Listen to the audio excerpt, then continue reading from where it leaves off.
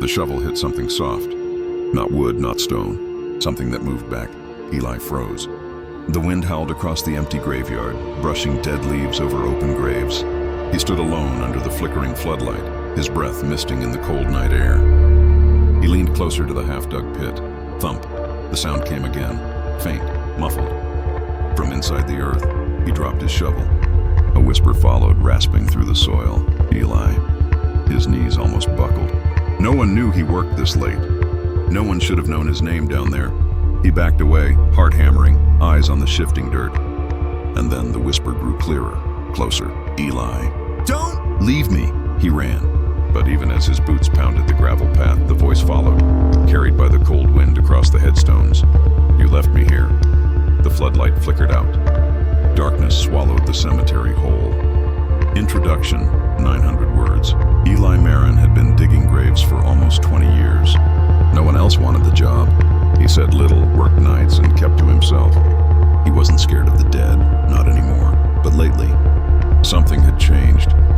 It started 2 weeks ago when he buried an unclaimed body, a woman with no name. Just a toe tag marked NAR 47A. The mortician said she'd drowned in the river. No family, no visitors. Eli dug her grave under the old willow, the part of the cemetery nobody went near. That's when the dreams began. Wet footsteps outside his trailer, the sound of someone breathing underwater, and always, that voice. Eli, you left me. He told himself it was just exhaustion. The job messed with your head, but tonight, the whisper from the grave, that wasn't a dream. He waited till morning, returned to the same spot, and found the soil had sunk unnaturally overnight, like something had tried to climb out. He called out to the caretaker. Old Mr. Vaughn, you bury that 47A girl, right? Yeah, Eli muttered. Under the willow. You fool! Vaughn spat tobacco onto the ground and pointed a trembling finger toward the far corner of the graveyard. That's the flooded patch. Nothing rests easy there, not since the drownings. What drownings? The old man's eyes went glassy. River took 7. 40 years ago, water filled the graves. They said they never stopped calling for help. That night, Eli couldn't sleep. He drove back to the graveyard at midnight, flashlight trembling in his hand, to see if the whisper would return. The willow swayed, though there was no wind.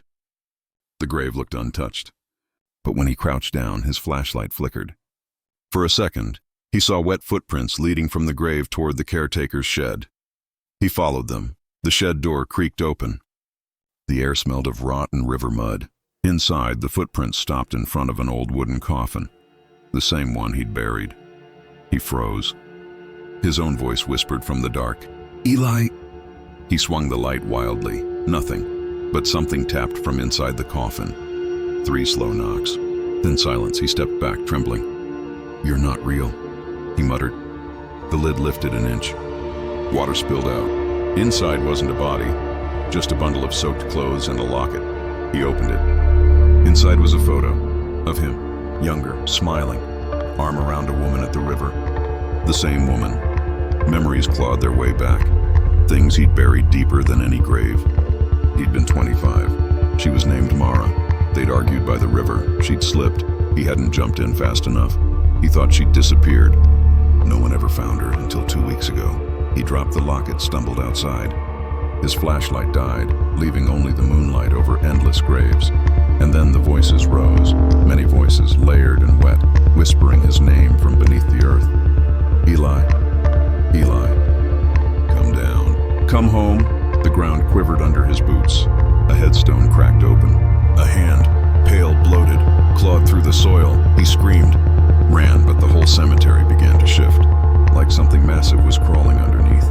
He sprinted toward the gates, but they slammed shut by themselves. Chains twisted tight. The whisper became a roar.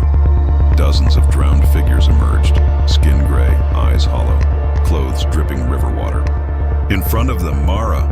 You left me, she hissed, water spilling from her mouth. I didn't mean to. You buried me, Eli. You thought the ground would keep me quiet. He fell to his knees. I tried to forget. She reached out, cold fingers brushing his cheek. Then remember, the floodlights burst. Water gushed from the soil, filling the graveyard like a rising tide. He struggled to breathe as the corpses dragged him under. The last thing he saw was Mara's face. Calm now, serene, The cemetery was dry again. The caretaker found Eli's shovel and hat near the willow, but no sign of him. Only the new grave, unmarked, freshly filled. Later that week, the local paper ran a short piece, "Gravedigger missing.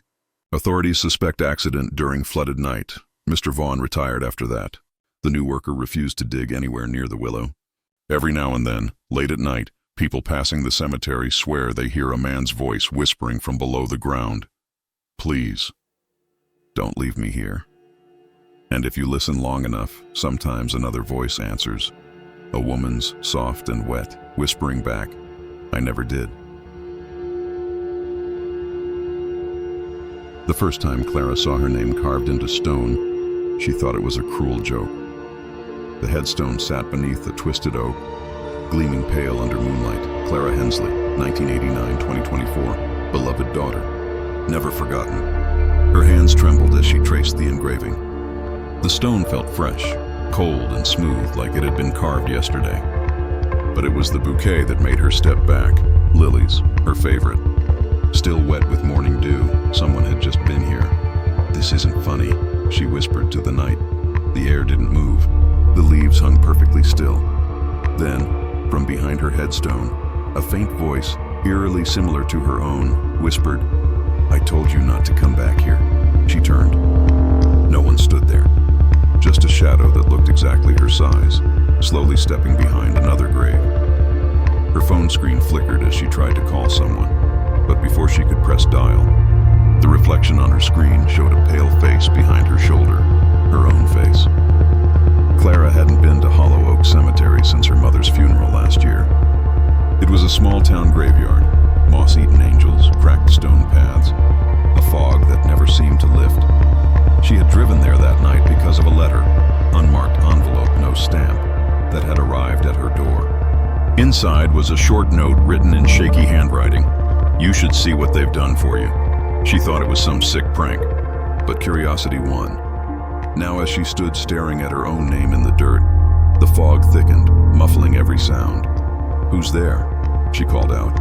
Only the echo of her voice came back, slightly delayed, slightly off. She took a photo with her phone. The screen glitched, distorting her reflection in the glass until her eyes looked hollow. "Get a grip, Clara," she whispered, but something was wrong with the grave. The date of death, October 13th, 2024, was tomorrow. She laughed nervously, the sound echoing too loudly in the still air. "Okay, real funny." Then she noticed a figure at the far end of the cemetery, an old woman in a mourning shawl, lighting candles near the fence. Clara called out, "Excuse me." The woman turned slowly. Her face was lined, hollow-eyed. "You shouldn't be here," the old woman rasped. "Someone made a mistake." "That's my name." "No mistake. Graves appear when it's time. The ground knows before we do." The candlelight flickered between them. Clara took a step back. "You're insane." "Maybe. But you'll believe me when the church bell rings." Clara left fast, gravel crunching under her boots. But her car wouldn't start. The fog had thickened into a white wall. Even the gate was gone. She slammed the horn, but no sound came out. Her phone lost signal. The screen still showed the photo she'd taken, her grave. But now something new had appeared in the image. Herself, kneeling beside the headstone, eyes closed. Her breath hitched. "No, no, no," a whisper behind her. "I told you not to look." She turned. A woman stood near the oak, same height, same face, same trembling hands. Her skin was pale as candle wax, and her eyes were clouded like marble. "Who are you?" Clara asked, backing toward the car. "You know," the thing said softly. "You left me here." "That's impossible."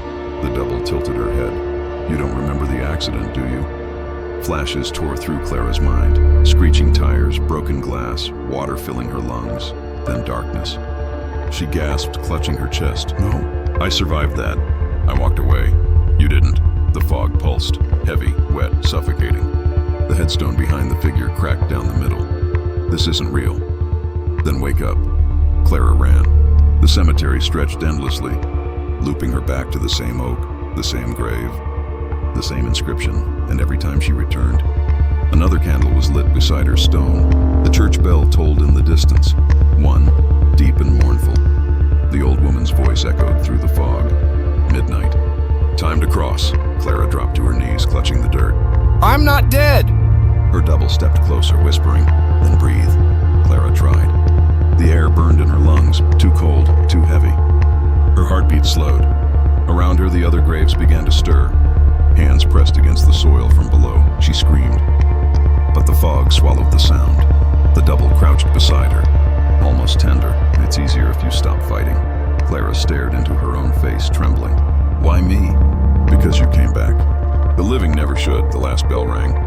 The reflection reached out, touched her chest, and Clara felt her heartbeat fade. Her vision blurred, the world dimming into gray. When her eyes opened, the double was gone.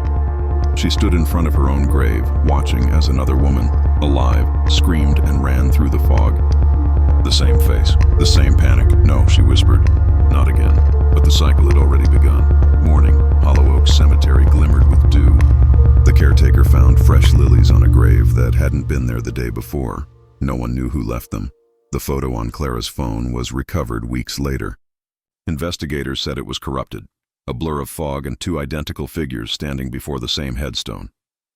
Locals say that on October nights, when the church bell rings 12 times, a woman's laughter echoes faintly through the cemetery.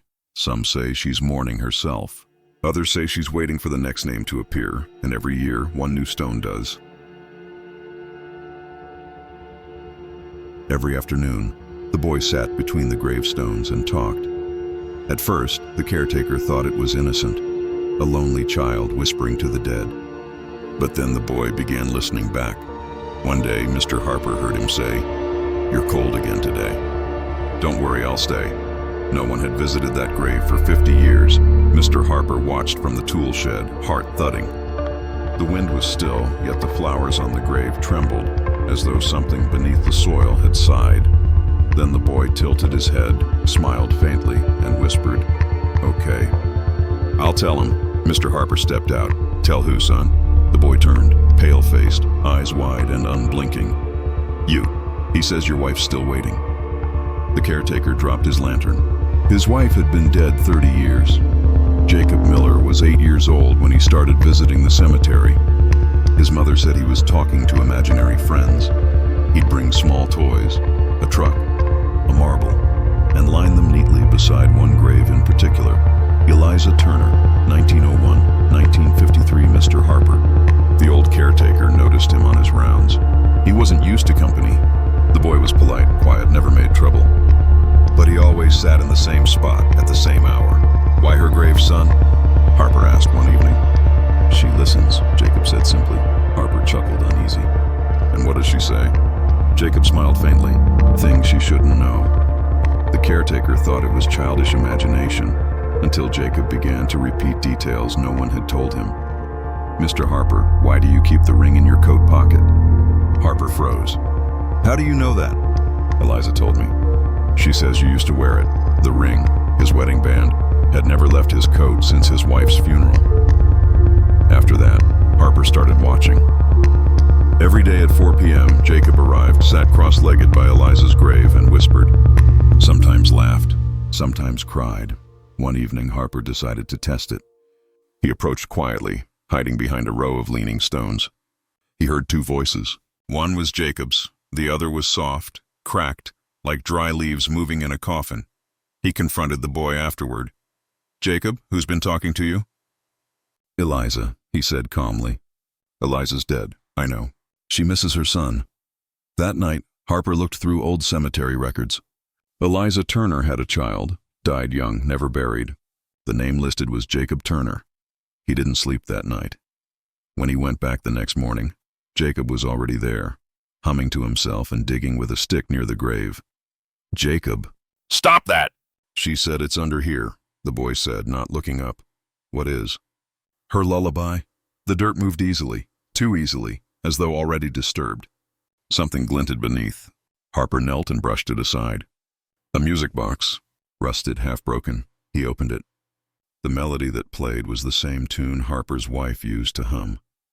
The same lullaby he hadn't heard since the day she died. "Jacob," he whispered, trembling. "How did you find this?"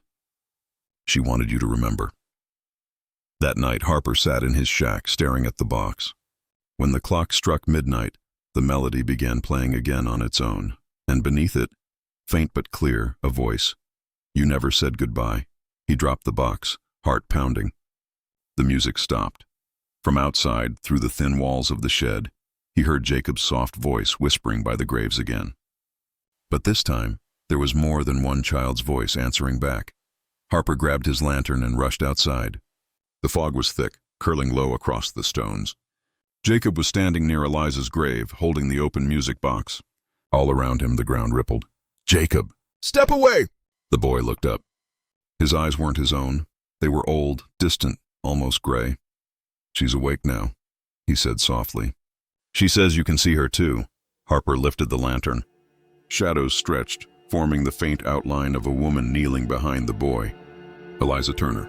Her skin was gray and cracked, her mouth sewn shut with soil. I'm sorry, Harper whispered. Jacob turned his head. Too far, unnaturally far. She's not angry, he said. She just wants her son. The graves began to open, small hands pushing through the dirt. Harper screamed, dragging Jacob back, but the earth swallowed them both in a surge of dust and whispers. The lantern shattered. The light went out. When it flared again, Harper was alone, standing beside two graves now. One read, Eliza Turner, 1901-1953. The other, freshly carved beneath it, Jacob Turner, 2016-2024. No one ever saw the boy again. The police said he must have fallen into one of the old sinkholes. Mr. Harper retired soon after. He locked the shed and moved away. But every spring, when the first fog rolled into Hollow Oaks, the new caretaker reported the same strange thing. At 4 p.m. sharp, a child's voice could be heard near Eliza Turner's grave, humming an old lullaby. If you listened closely, a woman's voice hummed with him. And sometimes, in the wind between the stones, a man's whisper joined in, cracked, tired, and full of regret. I remember now. The first time they heard the coffin move, everyone thought it was rats. It was just after midnight in the small-town mortuary attached to St. Barrow's Cemetery. The embalmer, Ruth Keller, sat alone under the yellow light, writing reports when the noise came. A soft scrape, like wood against stone. She froze. Then came another sound. Tap, tap, tap. She turned toward the preparation room. The newest coffin sat there, closed, sealed, waiting for burial tomorrow morning. She approached it slowly. Hello? Silence. She leaned closer, ear against the lid. For a second, she thought she heard breathing. Wet, shallow, uneven. Then a whisper from inside the coffin. It's too dark. Ruth stumbled backward, knocking over her lamp. The flame went out. The room plunged into black, and something scratched from within the wood, desperate and fast. Ruth had worked at the mortuary for 12 years. Death didn't scare her, but that sound, the breath, the whisper, followed her long after that night. The man in the coffin had been buried alive once before. At least, that's what the old caretaker had told her when he dropped the body off. Heart stopped for hours, they said. Then he woke up during the service. Clawed right through the lining, the caretaker laughed nervously. Family begged for closed casket after that. Ruth hadn't believed him. Until tonight. The coffin belonged to Thomas Vale, age 48, cause of death, cardiac arrest. She remembered his face, mouth open mid-scream when they brought him in. She'd sewn it shut. Now she sat at her desk, unable to shake the sound of that whisper. It's too dark. At dawn, she asked the caretaker, Miles, to stay late with her. You hear anything strange last night? You mean the scratching? You heard it too? Yeah, he said quietly. Same time I always do. Always? Miles looked away. Coffin number 12. Been in and out of the ground 3 times. Every time it moves. That night, Ruth stayed again, this time with a recorder running. She sat near the coffin, notebook ready, heart racing with each creak of the old building. At exactly 12:17 a.m., the first thump came. She leaned closer, recorder blinking red. Tap, tap, tap. Then, a low moan. Who's in there? She whispered, a pause. Then faintly, don't let them put me back. Ruth froze. Back where? The coffin rattled violently. Dust fell from the ceiling. The whisper grew into a frantic gasp. They buried me twice. I woke up both times. Please, not again. The recorder crackled, then went silent. She yanked the lid open, trembling. Empty, no body. Only a smear of soil, a torn burial shroud, and fingernail marks carved deep into the lid. She stumbled backward. The cold room suddenly smelled of earth and rot. Then Miles burst in, pale and shaking. You opened it. He wasn't inside. He never is. What are you talking about? Miles swallowed. Thomas Vale died 3 times. Buried 3 times. Keeps finding his way back here. Ruth stared at him. That's impossible. You ever seen coffin number 12 in daylight? Yes. Then you know it moves on its own. The mortuary lights flickered. The hum of the refrigerators died. Ruth turned and saw the coffin standing upright against the far wall. Its lid pulsed outward like something breathing inside. Miles, she whispered. Don't move. The coffin creaked open an inch. A pale hand slipped through. Nails cracked, soil embedded deep in the skin. Ruth screamed, rushing for the door, but it slammed shut on its own. Miles backed into a corner. He just wants rest, he whispered, then let him have it. He can't. Miles's eyes glistened. Because we keep waking him. The coffin burst open. Thomas Vale stood there, skin gray, eyes unfocused, mouth stitched shut. Stitches straining with every wheezing breath. He took one step forward, then another. Each one left muddy prints on the tiles. Ruth grabbed the embalming needle, trembling. Stay back, Miles whispered, almost reverently. He's not here for you. Thomas turned his head toward Miles, and through the strained seams of his mouth, blood seeped as the stitches tore. You buried me. Wrong, he gurgled. Miles screamed as Thomas lunged.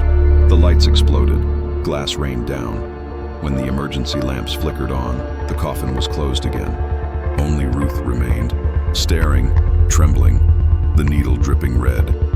The next morning, police found Miles's body in the mortuary freezer, eyes open, mouth filled with dirt. Ruth never spoke of that night again. She quit the next day, leaving the recorder behind. When they played it, there was no screaming, no fight. Only Ruth's voice whispering at the end. It's too dark. The coffin was buried one last time in the farthest corner of St. Barrow's Cemetery. But every few months, when the fog rolls through and the bells ring 12 times, the caretaker swears he hears wood shifting beneath the earth, like something trying to sit up. They say coffin number 12 was empty again when they checked last year. There was one grave in Old Briar Cemetery where the light refused to fall, no matter the time of day. No matter how bright the sun, that small square of earth remained in shadow, a perfect rectangle of darkness, deep and hungry. People called it Lot 47B. The caretaker called it the Hollow. At noon, when the rest of the cemetery glowed gold, Lot 47B stayed black as tar. Flowers wilted on its edge. Candles refused to stay lit. Even flashlights dimmed when pointed toward it. Last spring, a photography student named Nia Vale came to document the light phenomenon for her thesis. She laughed at the legends. Light can't be eaten, she told the caretaker. That night, she set up her tripod beside the grave, determined to catch whatever trick the shadows were playing. Her last photograph, the one found weeks later, showed her standing too close to the grave's edge, her flashlight flickering weakly. Behind her, in the darkness, something vast and human-shaped was leaning out of the shadow. The locals avoided Old Briar Cemetery after sunset. The grass grew taller there. The air felt heavier, and every sound, every footstep, every breath echoed too long, but Nia Vale wasn't afraid. She was 23, sharp-minded, and more curious than cautious. Her project was titled The Science of Shadows, Natural Light Anomalies and Folkloric Sites. When she arrived, the caretaker, Jonah Price, met her at the gate. He was a quiet man in his 60s, hands always shaking. "You're wasting your time, miss," he said. "Then I'll waste it my way." He led her to the back corner where Lot 47B lay, a patch of dirt that looked black even under the bright sky. "Ground won't grow grass there," Jonah said. "Buried a miner once, long ago. Fell into a pit that never ended." Nia knelt beside the grave, waving her hand over the surface. "It was cold. Too cold. You sure there's a coffin under here?" "I don't dig there." "No one does. Last man who tried went blind," she smiled, setting up her camera. "Then I'll bring you proof there's nothing to fear." Jonah just shook his head. If the light starts bending, you run. By midnight, the graveyard was silent except for the slow tick of Nia's camera timer. She'd taken a dozen photos already, all useless. The grave came out pitch black, even when the rest of the frame was clear. She frowned, adjusted her settings, and leaned closer. That's when she noticed something strange. Her flashlight's beam bent, curving downward into the soil as if being pulled. She waved it side to side. The beam stretched unnaturally, drawn toward the darkness. That's not possible. She dropped a small stone into the grave. It vanished, and no sound, no impact, no dust. Her breath quickened. She whispered to herself, "It's just optical density. It has to be." Behind her, the caretaker's voice called faintly through the dark. "Miss Vale." "Step away." "It's fine, Jonah. I just need one more shot." The camera clicked. The flash burst bright white, and for a fraction of a second, she saw something inside the shadow, an arm, pale and long, reaching upward. Her light died instantly. Darkness swallowed her tripod whole. Jonah shouted, running toward her, lantern swinging. But when he reached the spot, Nia was gone. Only her camera remained, still blinking red. He picked it up. The last image was her face, terrified, as the blackness curled around her eyes. The next morning, Jonah brought the police. They searched for hours but found nothing. No footprints, no hole, no sign she'd ever been there. Just her equipment and that strange cold patch of dirt. That night, Jonah stayed behind. He couldn't leave it alone. He stood beside Lot 47B, clutching the lantern. "Where did you take her?" he whispered. The wind answered, soft and low like a breath escaping the soil. She looked. "Too long." Jonah stepped back. "Who's there?" "Not who. What you buried." The light in his lantern dimmed, colors bleeding away until the flame was black. He watched, helpless, as the grave began to expand, shadow spreading outward in veins, crawling across the grass. Every cross and stone it touched turned gray and silent. The names faded from marble. "You'll take us all," Jonah muttered. "Light forgets," the voice murmured. "And soon, so will you." The ground rippled beneath his boots. He threw the lantern into the grave. The black flame vanished without a spark. He ran for the gates, but the shadows were faster. They pooled around his legs, dragging him down inch by inch. "Please," he gasped. "You tended me," the voice said gently. "Now you'll keep me company." Weeks later, when the new caretaker arrived, he found the records mismatched. Lot 47B no longer existed on the map. The numbering skipped from 47A to 48, but at the far edge of the yard, under the dying oak, was a new grave. No name, no date, just a cracked camera lens resting on the surface. Every night, the security lights around that spot dim first, as though something swallows the glow. And sometimes, in the deep silence before dawn, a faint click echoes through the cemetery, the sound of a camera taking a photo no one will ever see. The night before he retired, Earl Brackett decided to walk the graveyard one last time. He'd tended the place for 43 years, dug its holes, mended its fences, lit candles for strangers who never came back. But that night, the gates wouldn't close. He swore he'd locked them at dusk, yet they hung open, creaking gently in the wind. He grabbed his flashlight, muttering to himself, "Just the hinges."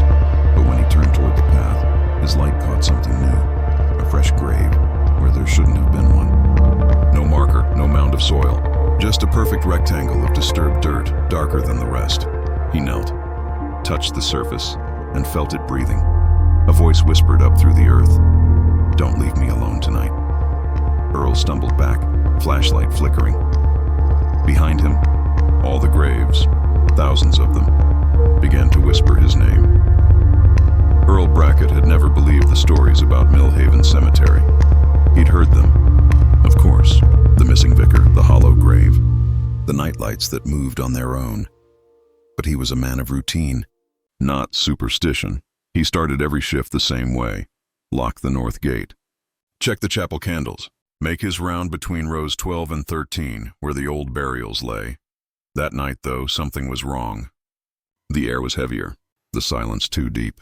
Even the crickets had gone mute. When he reached the chapel, he found every candle burned to the stub, though he'd replaced them that morning. Kids, he muttered. Always sneaking in. He bent to sweep the wax and saw something carved into the floorboards beneath the altar. Don't go. His breath caught. The letters were gouged deep, as if clawed by something desperate. He stepped outside for air, only to hear his name drift from the far end of the graveyard. Earl. It wasn't an echo. It was a whisper. Soft, coaxing, too close. He swung his flashlight. Nothing. But when he looked back, the chapel door had closed on its own. By midnight, fog rolled in, low and silver, crawling between headstones. Earl paced the central path, fighting the urge to call for help. There was no one to call. The nearest town was 6 miles away.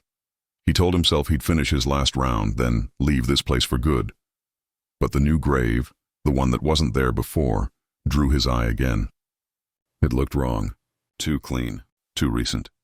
He leaned closer and saw his own name carved into the wooden marker that hadn't been there an hour ago.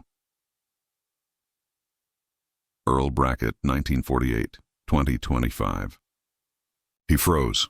That's not funny, he said to the air.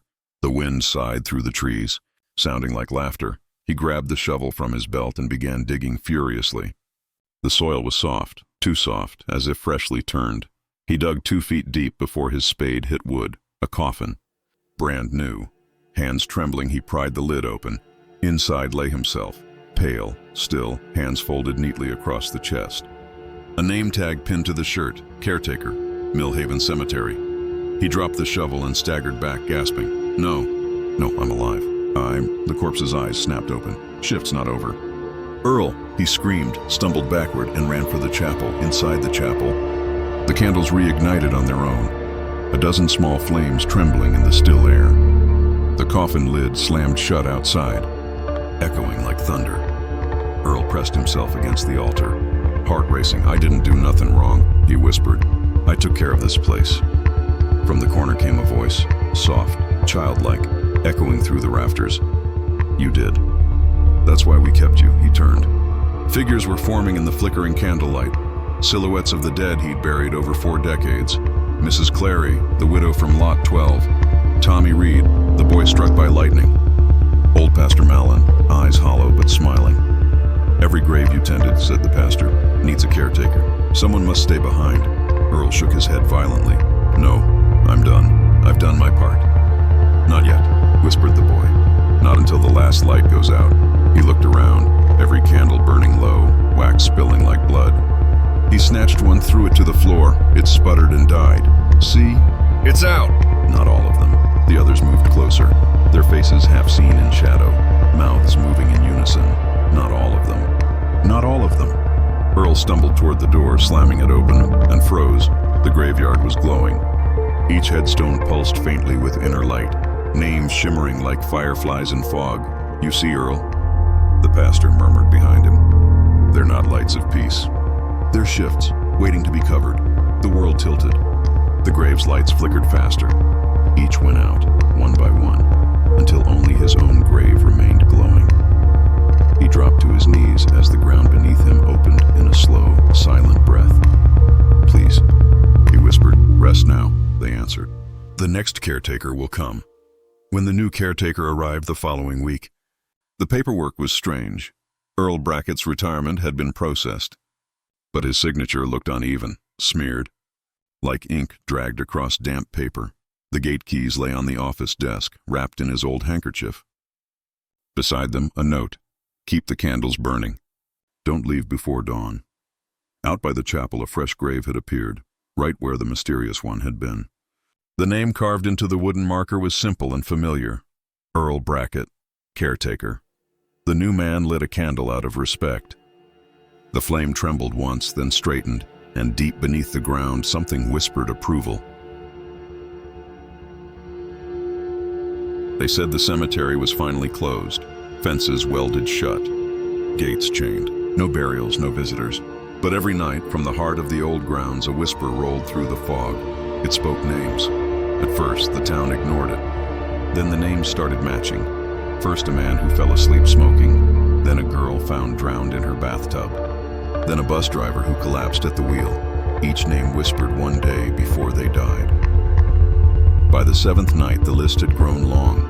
And when Officer Lena Morrow was ordered to investigate the source of the whispers, she found herself standing before a grave that didn't belong on any map, unmarked, cracked, breathing faintly in the cold air. The whisper rose again, soft as a sigh. Lena Morrow.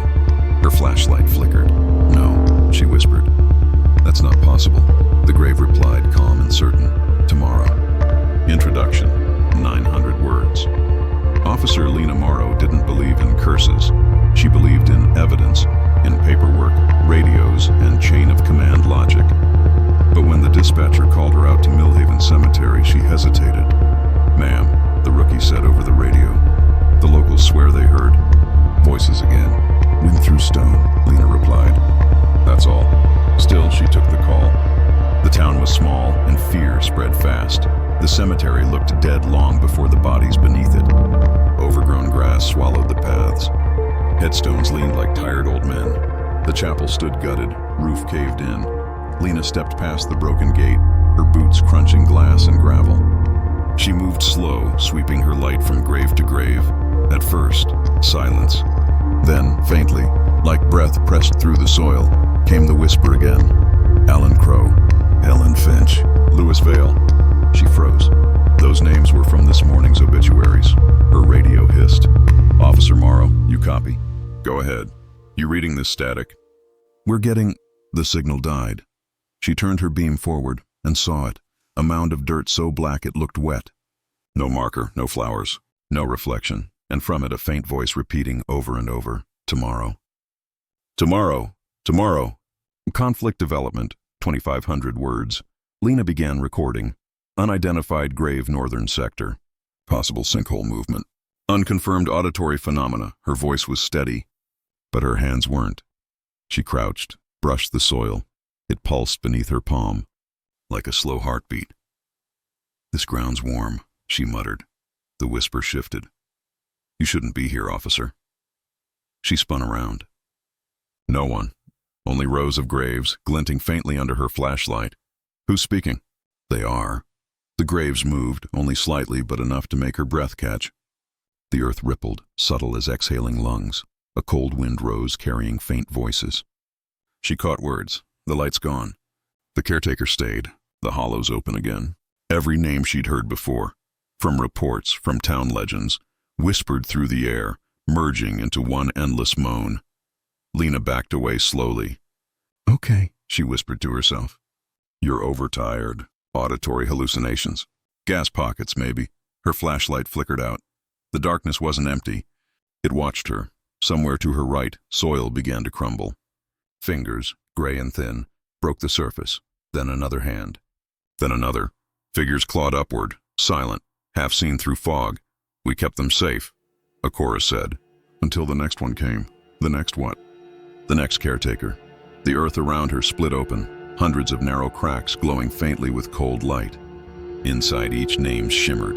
One of them was hers. Climax, 2,500 words. Lena ran. The fog swallowed her beam, her breath ragged in the cold air. Everywhere she turned, graves were breaking open, not violently but quietly, as if something inside had simply decided to leave. "Dispatch, this is Morrow," she shouted into her dead radio. "I need..." The speaker hissed back. But it wasn't the dispatcher's voice. "You're late for your shift." She froze. "Earl Brackett," she whispered. He stayed. "So will you." A shape stood ahead. The old caretaker himself, pale and hollow-eyed, holding a lantern that burned black. He gestured toward the unmarked grave. "They whisper so we remember. Someone has to write the names." "What names?" "Tomorrow's." The lantern's light washed over her, not bright, but heavy, pressing against her chest. She saw faces in the darkness behind him. Nia Vale, Jonah Price, the others, every soul claimed by the graveyard, standing still as photographs. "I'm not part of this," Lena said. "You are now," Earl murmured. "It knows your name." The ground beneath her feet shuddered. Voices rose, chanting in a soft rhythmic wave. "Tomorrow, tomorrow, tomorrow." She dropped her gun, fell to her knees. Her own voice joined theirs without meaning to. Each word escaped like breath she couldn't hold. The last thing she saw was the unmarked grave opening wide. light spilling upward like reversed lightning.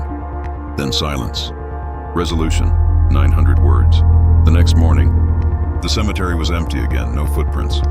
No open graves, only stillness. When the sheriff arrived at dawn, he found Lena's patrol car parked beside the gate, engine off, radio dead. Her notebook lay on the passenger seat. The last entry read, "The graveyard doesn't bury the dead. It collects the living who listen." He turned toward the chapel and froze. A new grave waited there, freshly turned, no marker yet. Before leaving, he swore he heard something in the wind. A whisper, soft, certain, calm. Sheriff Dale Turner. He looked back. What? The air didn't answer. That night, the town heard the whisper again. One new name, clear as a bell. By morning, the sheriff was dead, and in the cemetery's northern corner, 7 graves glowed faintly beneath the fog. The photographer, the caretaker, the miner, the widow, the whisperer, the officer, and one grave still waiting to be filled.